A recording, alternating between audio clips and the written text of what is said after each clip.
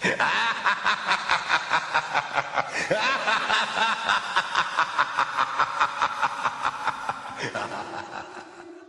there, folks. I'm Joshua Orro, the Mustang Prince, and welcome to Mustang Prince Oral Reports. Hey, do you guys know what the most interesting thing about superhero films are? Well, for most folks, the most interesting thing regarding these movies are the relationship with the hero's villains.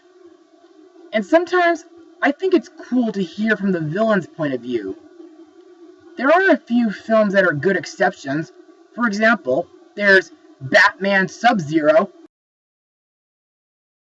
along with Despicable Me, and there are some underrated ones as well, like Megamind, Suicide Squad, and Batman Beyond Return of the Joker. But these are for later on the show.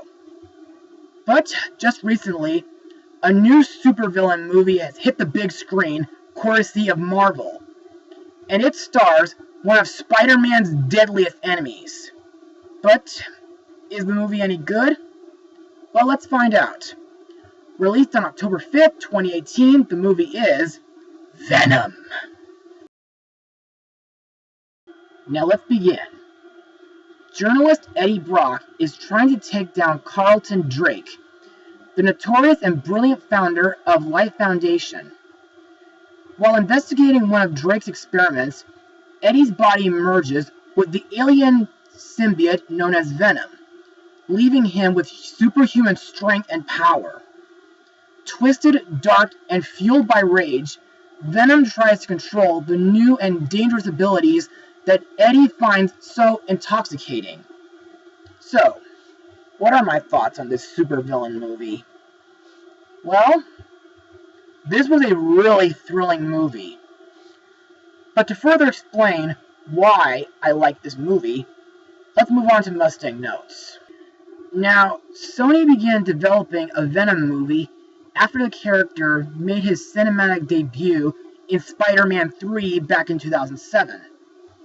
After various irritations, work on a new version began in March 2017 to start a new shared universe featuring the Marvel characters to which Sony possessed the film rights. Though Sony also intended for the film to share the world of Spider-Man Homecoming, which is set in the Marvel Cinematic Universe, after a deal between Sony and Marvel. Scott Rosenberg and Jeff Pinkner was set to write the screenplay, with Ruben Fleischer and Tom Hardy added in May 2017. Principal photography began in October 2017, taking place in Atlanta, New York City, and San Francisco, and the filming wrapped up on January 27, 2018. Now, in my opinion, this movie has the most intenseness when it comes to Marvel, mostly due to the fact that we see about several people getting slaughtered and eaten by an alien symbiote. And every time that happens, I had to cover my face in fear. But, in my opinion, the best part of the movie are the action scenes. And they can be really thrilling and badass at the same time. Also, the chase scene between Eddie and Drake's mercenaries remind me of the chase scenes from Big Hero 6 and Ant-Man and the Wasp. Also, San Francisco in this movie looks very high-tech in my opinion. So, that's basically all I have for Mustang notes. So, let's move on to the cast. For Eddie Brock, aka Venom, they hired Tom Hardy, who previously played another supervillain, Bane, from Christopher Nolan's The Dark Knight Rises. Eddie is an investigative journalist who becomes the host of an alien symbiote that imbues him with superhuman abilities and a violent alter ego, Venom. Director Ruben Fleischer noted that unlike a werewolf or Dr. Jekyll and Mr. Hyde, The relationship between Brock and the symbiote is a hybrid, with the two characters sharing a body and having to work together. Hardy was drawn to this duality and compared the two characters to Ren and Stimpy. He gave each character a distinctive voice. For example, he gave an aw shucks American accent for Eddie and a James Brown lounge lizard-like voice for Venom that was, modulated to sound more sinister. Hardy called Eddie an anti-hero who would do whatever he has to do to accomplish a goal. Despite initial plans for Hardy to use performance capture for portraying Venom, the idea was abandoned due to the difference between his facial features and those of the character. In my opinion, Eddie was a very relatable character, and I think his relationship with Venom is pretty similar to Bruce Banner and the Incredible Hulk, and Seymour Krelborn and Audrey 2 from Little Shop of Horrors. Also, in my opinion, this version of Venom is similar, but way different compared to his Spider-Man 3 counterpart. You see, Venom looks very twisted and intimidating. He has a huge black muscular body with large glaring gray eyes, sharp teeth, and a snake-like tongue. Also, Venom can sometimes talk to Eddie from inside his body, and he can be very sensitive around loud noises, and when someone calls him a parasite. Next we have Eddie's ex-girlfriend, Anne Weying, a distinct attorney played by Michelle Williams, who got to be in H2O, Oz the Great and Powerful, and The Greatest Showman. I really like Anne.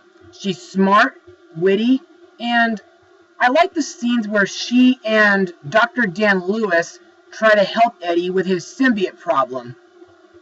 Also, in my opinion, the part where Anne becomes She-Venom was very twisted, including the part where she, saves Eddie from Drake's men by killing and eating them, and then kissing Eddie before Venom transfers back into him. Plus, the best part is when Anne uses high-frequency volume controls while Eddie and Drake are fighting. Our next character is Carlton Drake, aka Riot, played by Riz Ahmed, whom I know from Rogue One and Jason Bourne. Now, Drake is a genius inventor and leader of the Life Foundation, experimenting on these symbiotes. Riz noted that Drake is, trying to envision what the future of life looks like because the human race is almost done, and he's trying to do right by humanity and save the future, when he discovers the symbiotes, that is. Drake is eventually bonded to another symbiote known as Riot, which Fleischer described as a body hopper. In my opinion, this guy is a really ruthless character. Not only does he get Eddie fired, but he's been testing symbiotes on many people, which results in killing them. Also, in my opinion, when Drake becomes Riot, he's very strong and vicious, and he can turn his arms into any weapon he wants. Also, Riot has a hatred for humanity and seeks to bring the symbiotes to Earth and have them bound with humans. Also, something came into my mind after seeing this movie. It got me thinking, how many supervillains have used rockets? I mean, so far, I know 3 villains who did so. There's William the Kid from Spy Fox, Syndrome from The Incredibles, and now Carlton Drake in this movie. The rest of the cast includes Scott Hayes, Reed Scott, Jenny Slate, and Michelle Lee. And now, let's move on to my final words. Overall, Venom is not a bad supervillain movie, and it's a pretty thrilling movie to watch for the Halloween season. The story was pretty interesting, and I think the movie has a nice blend of horror and action in it, which makes it a lot better than Spider-Man 3. Plus, I liked the setting in San Francisco, and I think Tom Hardy does great with his role as Venom. And I like that they did something different with him by making Venom into a hero.